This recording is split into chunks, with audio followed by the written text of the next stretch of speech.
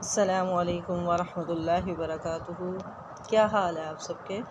الحمدللہ، اللہ تبارک و تعالی آپ سب کو اپنے حفظ و امان میں رکھے، آمین۔ نحمدہ و نصلی علی رسولہ الکریم، اما بعد، فاعوذ باللہ من الشیطان الرجیم، بسم اللہ الرحمن الرحیم۔ رب اشرح لی صدری ویسر لی امری واحلل عقدۃ من لسانی یفقہوا قولی۔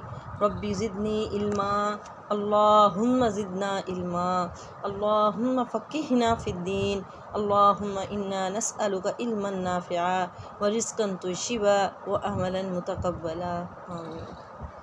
سورۃ البلد مکیشہ، سورۃ بلد مکیشہ مکی ہے۔ بسم اللہ الرحمن الرحیم۔ لا اقسم، البتہ میں قسم اٹھاتا ہوں، بہذا البلد، اس شہر کی، وانتا، اور آپ، حل، داخل ہونے والے ہیں، بہذا البلد، اس شہر کے بیچ میں، ووالد، اور قسم ہے والد کی، وما ولد، اور جس کو اس نے جنا یعنی بیٹے کی، لقد، البتہ تحقیق، خلقنا، ہم نے پیدا کیا، الانسان، انسان کو، فی کبد، محنت میں، مشقت میں، ایحسب، کیا وہ گمان کرتا ہے، اللہ، کہ ہرگز نہیں، یقدر، کوئی قادر ہوگا، علیہ، اس پر، احد، کوئی ایک، یقول، وہ کہتا ہے، اہلکت، میں نے ہلاک کر دیا، میں نے خرچ کیا، مالن، مال، لبدا، بہت زیادہ، ایحسب، کیا وہ گمان کرتا ہے، علم، کہ نہیں، یارہ، اس کو دیکھا، احد، کسی ایک نے، علم، کیا نہیں، نجعل لہ، ہم نے بنا دی، لہو، اس کے لیے، عینین، دو آنکھیں، ولسانن، اور زبان، وشفتین، اور دو ہونٹ، وہدیناہ النجدین، وہدیناہ، اور ہم نے اس کو ہدایت دی، نجدین، دو راستوں کی، فلقتحم العقبہ، بس وہ نہ گزرا عقبہ، گھاٹی پر سے، وما ادراک ما العقبہ، اور تم کیا جانتے ہو، ما العقبہ، کیا ہے گھاٹی، فک رقبۃ، گردن چھڑوانا ہے، او یا اطعام، یا کھانا کھلانا، فی یوم، دن میں، ذی مسغبۃ، بہت زیادہ بھوک والے دن میں، یتیمن، یتیم کو، ذا مقربہ، رشتہ دار یتیم کو، او مسکینن، یا مسکین کو، ذا متربۃ، جو کہ خاک نشین ہو، ثم، پھر، کانا، ہوا، من الذین، ان لوگوں میں سے، آمنو، جو ایمان لائے، وتواصوا بالصبر، اور وہ وصیت کرتے ہیں، نصیحت کرتے ہیں، بالصبر، صبر کی، وتواصوا، اور وہ نصیحت کرتے ہیں، بالمرحمہ، رحم کی، اولئک، یہی لوگ ہیں، اصحاب المیمنہ، یہی خوش نصیب لوگ ہیں، سعادت مند ہیں، یہی خوش نصیب لوگ ہیں، اصحاب المیمنہ، داہنے ہاتھ والے ہیں، والذین، اور وہ لوگ، کفروا، جو کہ کافر ہوئے، بآیاتنا، جنہوں نے انکار کیا، بآیاتنا، ہماری آیتوں کا، ہماری نشانیوں کا، ہم، یہ ہیں، وہی ہیں، اصحاب المشأمۃ، جو کہ بدبخت لوگ ہیں، علیہم، ان پر، نار، آگ، مؤصدۃ، بند کی ہوئی ہوگی۔ سورۃ البلد، سورۃ بلد، یہ سورت اس دور میں نازل ہوئی جس وقت مشرکین مکہ کے مظالم بہت بڑے ہوئے تھے، اور نبی کریم صلی اللہ علیہ وآلہ وسلم اور صحابہ کرام کو بہت زیادہ مشکل ٹائم دیکھنا پڑ رہا تھا، مکہ والوں کے ہاتھوں بہت زیادہ مشکل ٹائم دیکھنا پڑ رہا تھا، کیونکہ اب دعوت دین کھلم کھلا کی جا رہی تھی، جس کی مشرکین مکہ کو بہت تکلیف تھی، اور پھر یہ مسلمانوں کے ساتھ کافی ظلم و زیادتی کا معاملہ کر رہے تھے۔ بلد، بلد کیا ہے؟ بلد ہے امن والا شہر، امن والا شہر یعنی مکہ۔ لا، لا آیا، لا اقسم بہذا البلد، لا، پہلے آیا لا، لا اس سے پہلے جو بات ہو رہی ہے اس کی نفی ہے، جیسا کہ میں کوئی بات کروں اور اس کا آغاز نو سے کروں، نہیں سے کروں، نہیں، ایسا نہیں ہے، نہیں، میں تو چاہتی نہیں ہوں کہ ایسا ہو، لا الگ سے ہے، اقسم بہذا البلد، یہ الگ ہے، اس شہر کی قسم، کہ جو بھی تمہارے عقیدے ہیں، تمہاری غلط باتیں ہیں، تمہارا آخرت کو جھٹلانا ہے، تمہارا یہ سمجھنا کہ موت کبھی نہیں آئے گی، فرمایا لا، لا، نہیں، ایسا نہیں ہوگا، اقسم بہذا البلد، اقسم، میں قسم کھاتا ہوں، بہذا البلد، اس شہر کی، مکہ کی، اقسم بہذا البلد، یہ بات پہلے بھی بتا چکی ہوں کہ اللہ جس کی قسم اٹھاتے ہیں وہ چیز شریعت میں معظم ہو جاتی ہے، جیسے والتین والزیتون والشمس والقمر، ایسے ہی اللہ مکہ کی قسم اٹھا رہے ہیں۔ اب اس کا مطلب ہے کہ مکہ معظم ہے،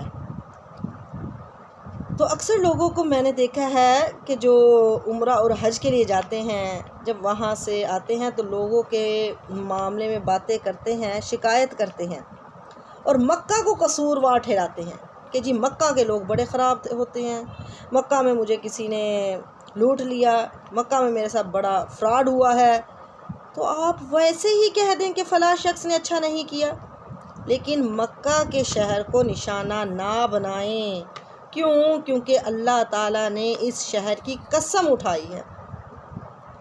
اب مکہ میں اگر کسی ٹیکسی والے نے زیادہ پیسے لے لیے ہیں تو قصور مکہ کا نہیں ہے، تو قصور مکہ کا نہیں ہے، بلکہ اس بندے کا ہے جو مکہ میں آ کر بھی شرافت سے کام نہیں کر رہا۔ تو اس بات کا ہمیں احتیاط کرنا چاہیے۔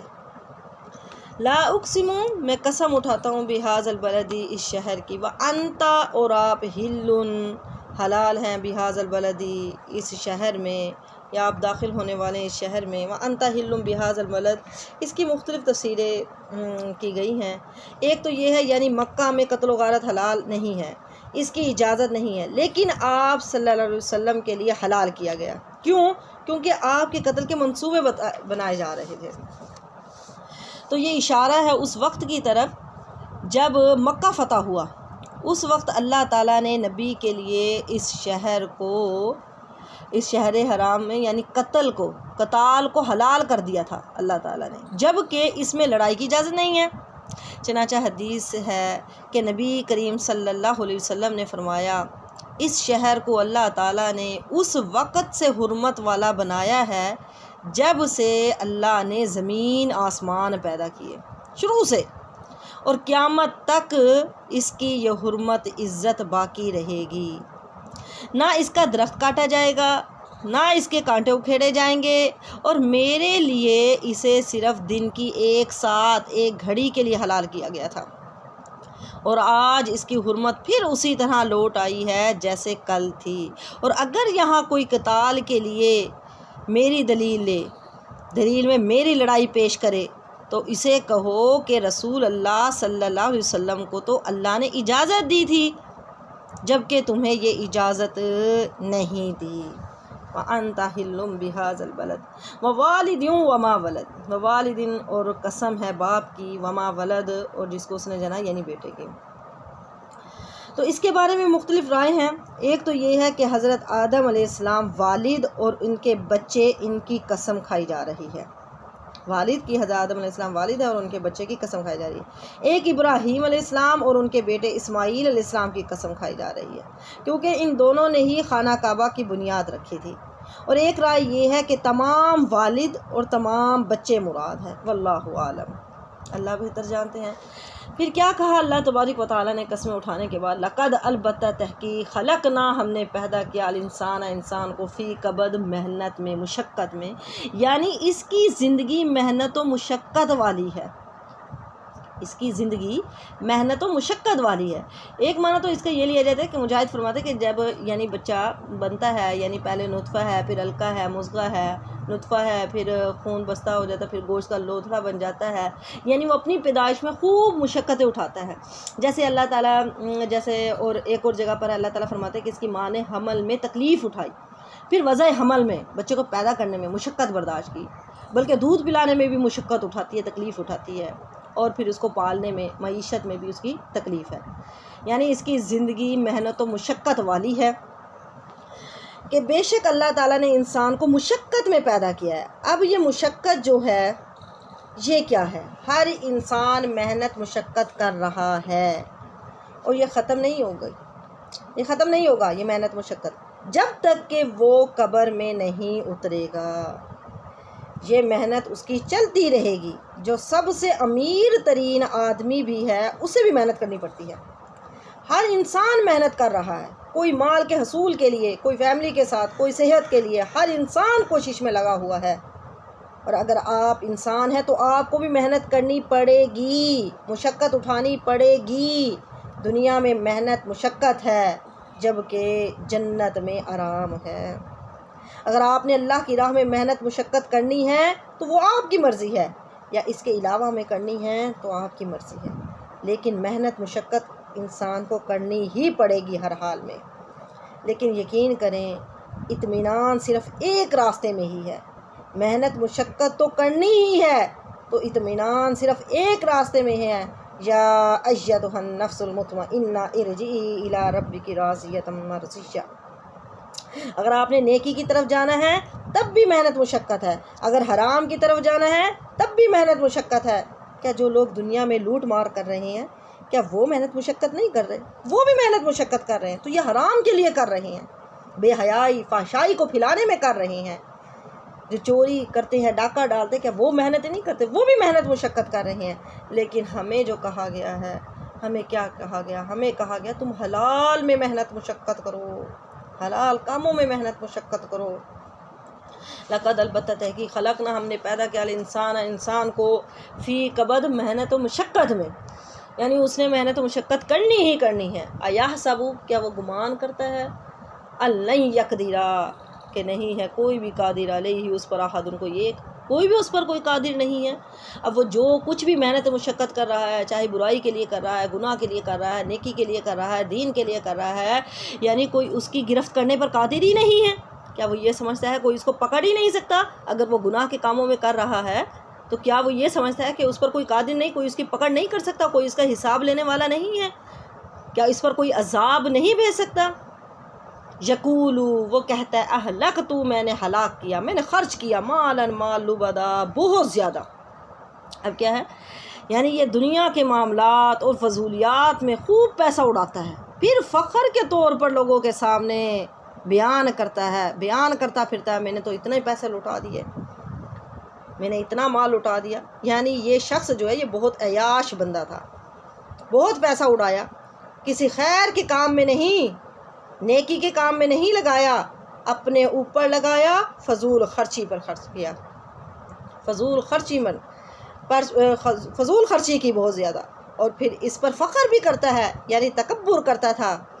اسی لیے تو کہہ رہا ہے کہ میں نے اتنا پیسہ اڑایا، لوگوں کے سامنے بتاتا ہے کہ میں نے ہزاروں روپے لاکھوں روپے میں نے ایسے اڑا دیے، لیکن دنیا میں تو یہ فخر کر رہا ہے، قیامت کے دن کہے گا یقول یا لیتنی قدمت لحیاتی، کاش میں نے اپنی زندگی کے لیے خرچہ کیا ہوتا، کاش میں نے آخرت کے لیے پیسہ خرچ کیا ہوتا، زندگی کے لیے، یعنی اب قیامت کے دن کو، آخرت کی زندگی کو زندگی کہہ رہا ہے، یہ دنیا زندگی ہی نہیں، کہ کاش میں نے اپنی زندگی کے لیے خرچہ کیا ہوتا، کاش میں نے آخرت کے لیے پیسہ خرچ کیا ہوتا، تھوڑا سا اللہ کے راستے میں بھی دیا ہوتا۔ آج لاکھوں روپے اپنی نمود و نمائش پر انسان لگا دیتا ہے، لیکن اللہ کے راستے میں خرچ نہیں کرتا۔ یہ ہمارے سارے پیسے ضائع چلے جائیں گے جب تک کہ ہم اللہ کے راستے میں خرچ نہ کریں۔ جو انسان اللہ کے راستے میں خرچ کرتا ہے تو وہی ہمیں آخرت میں ملنا ہے۔ ایحسب کیا وہ گمان کرتا ہے علم کہ نہیں یارہ اس کو دیکھا احدن کسی ایک نے؟ کیا اسے یہ گمان ہے کہ اس کو کسی نے دیکھا نہیں ہے؟ یہ جو بتاتا پھر رہا ہے میں نے فلاں جگہ اتنا پیسہ اڑایا، فلاں جگہ اڑایا، کیا وہ یہ گمان کرتا ہے اس کو کوئی دیکھنے والا نہیں ہے؟ یعنی اللہ کی نافرمانی میں مال خرچ کرتا ہے اور سمجھتا ہے کہ اسے کوئی دیکھنے والا نہیں ہے، حالانکہ اللہ سب کچھ دیکھ رہا ہے، اور پھر دیکھ بھی رہا ہے، اور قیامت والے دن اس پر اللہ تعالیٰ نے جزا سزا بھی اس کو دینی ہے۔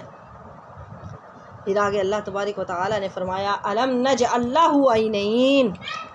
اب اللہ تبارک و تعالیٰ اپنے احسانات یاد کروا رہے ہیں کہ کیا اللہ نے تجھے دو آنکھیں نہیں دی؟ جس ذات نے تجھے دو آنکھیں دی ہیں تو کیا وہ خود تجھے نہیں دیکھ رہا؟ جس نے آپ کو آنکھیں دی ہیں، آپ کو دیکھنا سکھایا، کیا وہ خود نہیں دیکھ رہا آپ کو؟ یقیناً دیکھ رہا ہے۔ اب آپ ان آنکھوں کا شکر کیسے ادا کریں گے؟ اگر کوئی آپ کو کوئی گفٹ دیتا ہے تو آپ اس کا شکریہ زبان سے ادا کرتے ہیں، دل سے بھی کرتے ہیں، اپنے اعمال سے بھی کر سکتے ہیں۔ تو جب یہ اللہ نے آنکھیں دی ہیں، جو اللہ نے آپ کو فری میں آنکھیں دی ہیں، تو یہ کیا دیکھتی ہیں؟ کیا وہ دیکھتی ہیں جس سے اللہ خوش ہوتا ہے، یا پھر وہ دیکھتی ہیں جس سے اللہ ناراض ہوتا ہے؟ تو آپ اس کا کیسے اللہ کا شکر ادا کرتے ہیں؟ یہ فیصلہ آپ نے خود کرنا ہے۔ اور پھر آگے اللہ تبارک و تعالیٰ فرماتے ہیں وَلِسَانًا وَشَفَتَيْن، وَلِسَانًا اور زبان عطا کی، وَشَفَتَيْن اور دو ہونٹ بھی دیے۔ زبان اور 2 ہونٹ عطا کیے۔ زبان دی بولنے کے لیے، ہونٹ دیے زبان کو کنٹرول کرنے کے لیے۔ حدیث میں آتا ہے کہ سب سے زیادہ جو لوگ جہنم میں جائیں گے وہ اپنی زبان کے گناہوں کی وجہ سے جائیں گے، یا اپنی شہوت کے گناہوں کی وجہ سے جائیں گے، استغفر اللہ، کیونکہ لوگ اپنی زبان پر کنٹرول نہیں کرتے۔ حدیث میں آتا ہے، آپ صلی اللہ علیہ وسلم نے فرمایا، جو شخص مجھے 2 چیزوں کی ضمانت دیتا ہے میں اسے جنت کی ضمانت دیتا ہوں۔ وہ کون سی 2 چیزیں ہیں؟ ایک زبان اور دوسری شرمگاہ۔ اور یہی زبان اور ہونٹ ہے جو قیامت والے دن آپ کے خلاف گواہی دیں گے یا پھر آپ کی فیور میں گواہی دیں گے۔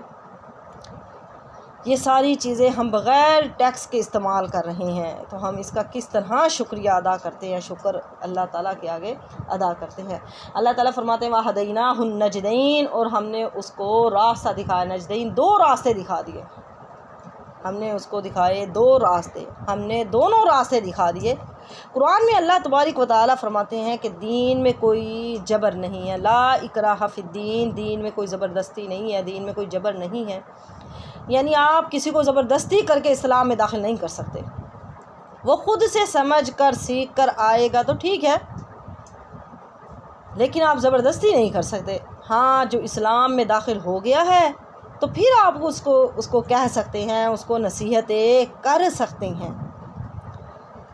مثلا اگر آپ کا یونیورسٹی میں ایڈمیشن نہیں ہوا تو آپ یونیورسٹی کے قوانین کے پابند نہیں ہیں، پھر آپ کو کوئی بھی زبردستی یونیورسٹی نہیں بھیج سکتا کہ جاؤ یونیورسٹی جاؤ، کوئی بھی نہیں کہہ سکتا، کیونکہ ابھی آپ نے وہاں ایڈمیشن ہی نہیں لیا۔ ہاں، آپ خود سوچ سمجھ کر یونیورسٹی جا سکتی ہیں، جب آپ نے فیصلہ کر لیا کہ میں نے یونیورسٹی جانا ہے، اور جب یونیورسٹی میں آ گئی ہیں تو اب یونیورسٹی والے کہتے ہیں کہ یہاں پر یونیفارم ہوتا ہے، پھر آپ اب پابند ہیں کہ یونیفارم پہننا ہے۔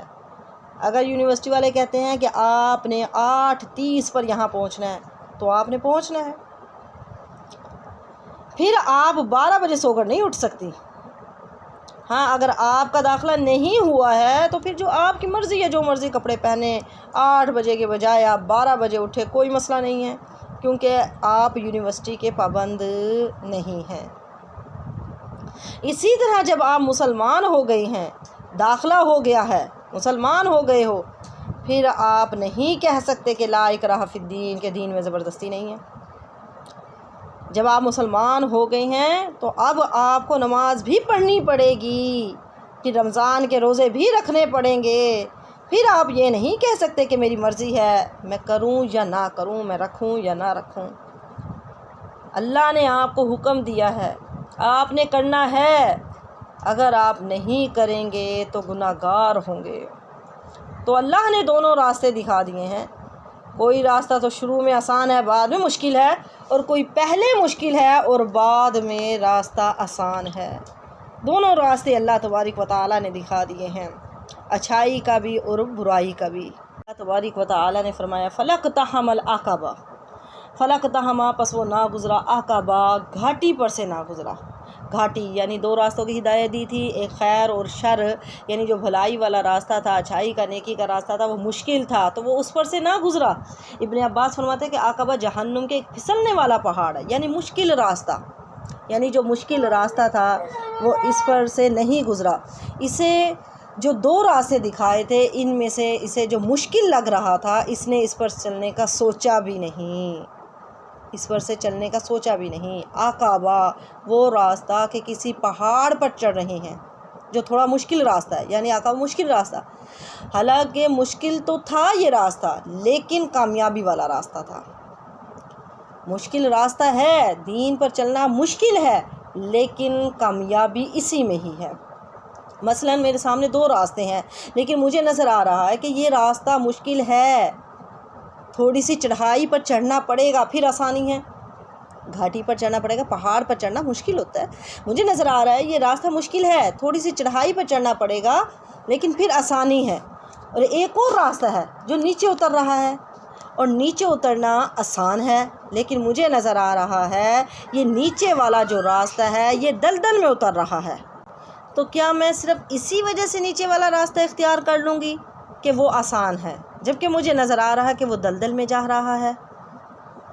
نیچے اترنا آسان ہے، آسان راستہ ہے، لیکن مجھے پتہ ہے کہ آگے میرے لیے مشکل ہے، دشواری ہے، دلدل میں جا کر پھنس جانا ہے، تو میں آسان راستے کی وجہ سے اس کو اختیار نہیں کروں گی۔ ہاں، دین پر چلنا مشکل ہے، لیکن اس کا جو اینڈ ہے وہ کامیابی ہے۔ تو اللہ تعالیٰ نے فرمایا فَلَقْتَحَمَ الْعَقَبَةَ، یہ گھاٹی پر سے ہو کر گزرا ہی نہیں۔ وَمَا أَدْرَاكَ مَا الْعَقَبَةُ، پھر یہ گھاٹی ہے کیا؟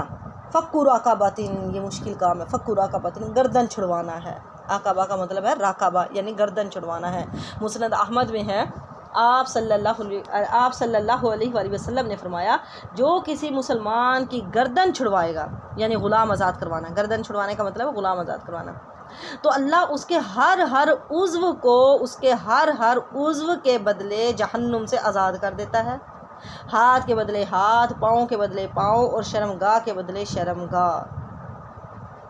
اور پھر مسند احمد میں ہے، ایک اعرابی نبی کریم صلی اللہ علیہ وآلہ وسلم کے پاس آیا اور کہنے لگا، اے اللہ کے رسول، کوئی ایسا کام بتا دیجئے جس سے میں جنت میں جا سکوں۔ آپ صلی اللہ علیہ وسلم نے فرمایا، تھوڑے سے الفاظ میں تو بہت ساری باتیں پوچھ بیٹھا ہے۔ آپ صلی اللہ علیہ وسلم نے فرمایا، نسمہ آزاد کر، راقبہ چھڑوا۔ تو اس نے کہا، اے اللہ کے رسول، کہ یہ دونوں ایک چیز نہیں ہے؟ آپ صلی اللہ علیہ وسلم نے فرمایا، نہیں، نسمہ کی آزادگی کے معنی یہ ہوتا ہے، نسمہ کے مطلب یہ ہوتا ہے کہ تو اکیلے ہی ایک غلام آزاد کر، اور راقبہ کے معنی یہ ہوتا ہے کہ تھوڑی بہت مدد کرے۔ دودھ والا جانور، جیسے کہ دودھ والا جانور دودھ پینے کے لیے کسی مسکین کو دینا، ظالم رشتہ داروں سے نیک سلوک کرنا، یہ ہے جنت کے کام، یہ ہے جنت کے۔ اور اگر اس کی تجھے طاقت نہ ہو تو پھر کیا ہے، بھوکے کو کھانا کھلا، پیاسے کو پانی پلا، نیکیوں کا حکم کر، برائیوں سے منع کر، اور اگر اس کی بھی طاقت نہ ہو تو بھلائی کے اور نیک بات کے اور کوئی بات زبان سے نہ نکال، پھر خاموشی اختیار کر۔ فَكُّ رَقَبَةٍ، یعنی گردن چھڑوانا ہے۔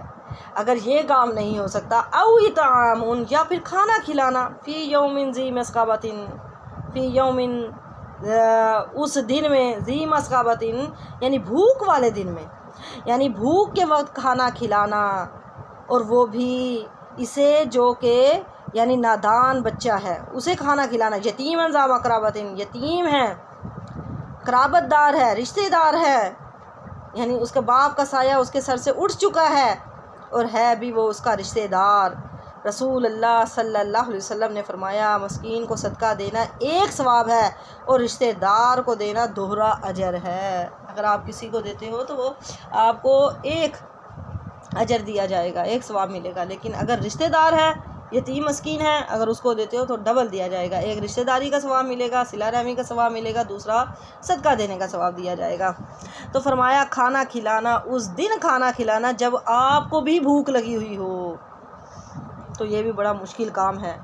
او مسکینن، یا پھر مسکین جو ہے، فقیر ہے، ذا متربۃ، جو کہ خاک نشین ہے، یعنی جس کے پاس نہ گھر ہے نہ در ہے، ایسا مسکین جو راستے میں پڑا ہوا ہے، گھر در نہ ہو، بستر نہ ہو، بھوک کی وجہ سے پیٹھ اس کی زمین سے لگ رہی ہو، تو اس کو کھلانا پلانا۔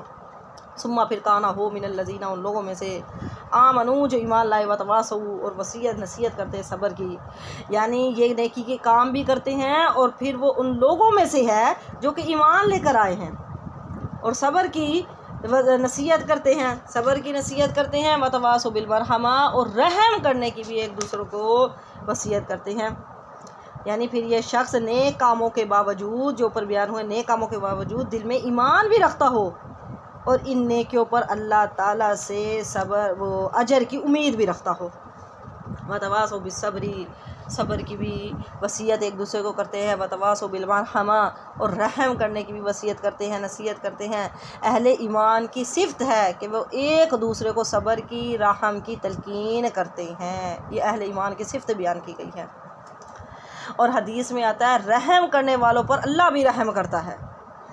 آپ صلی اللہ علیہ وسلم نے فرمایا، رحم کرنے والوں پر اللہ بھی رحم کرتا ہے، تم زمین والوں پر رحم کرو، آسمان والا تم پر رحم کرے گا۔ ایک اور حدیث میں آتا ہے، آپ صلی اللہ علیہ وسلم نے فرمایا، جو رحم نہ کرے اس پر رحم نہیں کیا جاتا۔ تم زمین والوں پر اگر رحم نہیں کرو گے تو تم پر بھی رحم نہیں کیا جائے گا۔ اور ایک اور حدیث میں آپ صلی اللہ علیہ وسلم نے فرمایا جو ہمارے چھوٹوں پر رحم نہ کرے اور بڑوں کی عزت نہ کرے وہ ہم میں سے نہیں۔ اولئک اصحاب المیمنہ، کہا یہی لوگ اصحاب الیمین ہیں، داہنے ہاتھ والے ہیں، صاحب سعادت ہے، خوش نصیب ہیں، یہی لوگ خوش نصیب ہیں۔ والذین، وہ لوگ کفروا، جو کہ کافر ہوئے بھی آیاتنا، جنہوں نے انکار کر دیا ہماری آیتوں کا، ہماری نشانیوں کا، تو یہی لوگ اصحاب المشأمہ، بدبخت لوگ ہیں۔ یہی لوگ بدبخت لوگ ہیں جنہوں نے اللہ کی آیتوں کو جھٹلایا، اللہ کی نشانیوں کو جھٹلایا، تو ان پر ایک قسم کی اللہ کی طرف سے لعنت ہے کہ یہ ہر قسم کے خیر سے پھر دور ہو گئے ہیں۔ یہ وہ لوگ ہیں جن میں کوئی اچھائی نہیں تھی، جبکہ اسلام جو ہے وہ انسان کو اچھائی کی طرف لے کر آتا ہے۔ اسلام انسان کو اچھائی کی طرف لے کر آتا ہے اور آپ کے اندر یہ جذبہ پیدا کرتا ہے کہ آپ اپنے علاوہ دوسروں کی فکر کریں، ان کا خیال کریں، یتیم و مسکینوں کا خیال کریں۔ اسلام تو ہمیں یہ سکھاتا ہے کہ اپنے سے زیادہ دوسروں کا خیال کرو۔ کیا صحابہ کرام کے واقعات ایسے نہیں ہیں کہ مہمان آیا اور وہ کہتے ہیں بیگم چراغ بجھا دو اور کھانا رکھو، مہمان کھائے گا اور میں صرف منہ ہلاؤں گا۔ صحابہ کے واقعات موجود ہیں کہ جنگ میں پانی پہنچایا جا رہا ہے، خود ان کی موت قریب ہے اور وہ کہتا ہے کہ میرے بھائی کو پلاؤ، اسے زیادہ ضرورت ہے۔ وہ کہتا ہے جب اسے پلایا جاتا ہے وہ کہتا ہے اگلے کو پلاؤ، دوسرے بھائی کو پلاؤ، اس کی ضرورت زیادہ ہے۔ پتہ چلتا ہے کہ وہ بھی فوت ہو گیا، اس سے پیچھے والا بھی فوت ہو گیا، اس سے آگے والا بھی فوت ہو گیا۔ کیوں انہوں نے ایسا کیا؟ کیونکہ اپنے سے زیادہ اپنے بھائی کی ضرورت کو ترجیح دینا، اپنے سے زیادہ اپنے بھائی کی ضرورت کو ترجیح دینا ہے۔ تو فرمایا یہ وہ لوگ ہیں جن کا ایمان ان کو اعمال صالح تک لے جاتا ہے، جو خود بھی صبر کرتے ہیں، دوسروں کو بھی صبر کی تلقین کرتے ہیں اور رحم دلی کی تلقین کرتے ہیں۔ پھر فرمایا علیہم، ان پر نارون، آگ، مؤصدۃ، بند کی ہوئی ہوگی، انہیں آگ میں جہنم میں ڈال کے اوپر سے بند کر دیا جائے گا، یعنی ان کو آگ میں ڈال کر چاروں طرف سے بند کر دیا جائے گا۔ ایک تو آگ کی پوری شدت حرارت حرارت ان تک پہنچانا، یعنی جب بند کر دیا جائے گا تو پوری شدت حرارت ان کو پہنچے، یعنی اس وجہ سے بند کرے، اور دوسرا وہ کہیں بھاگ کر بھی نہ جا سکے۔ استغفر اللہ، استغفر اللہ، اللہم لا تجعلنا منہم، اے اللہ تو ہمیں اصحاب الیمین میں، اصحاب المشأمہ سے نہ بنا۔ اور پھر اللہ سے دعا ہے کہ اللہ ہمیں اصحاب الیمین میں سے بنائے، ہماری غلطیاں کوتاہیاں معاف فرمائیں، ان لوگوں میں سے بنائے جن پر اللہ کا بہت کرم اور رحم ہوگا، جو جنت میں انجوائے کریں گے، آمین۔ وآخر دعوانا ان الحمد للہ رب العالمین۔ سبحانک اللہم و بحمدک، اشہد ان لا الہ الا انت، استغفرک و اتوب الیک۔ السلام علیکم ورحمۃ اللہ وبرکاتہ۔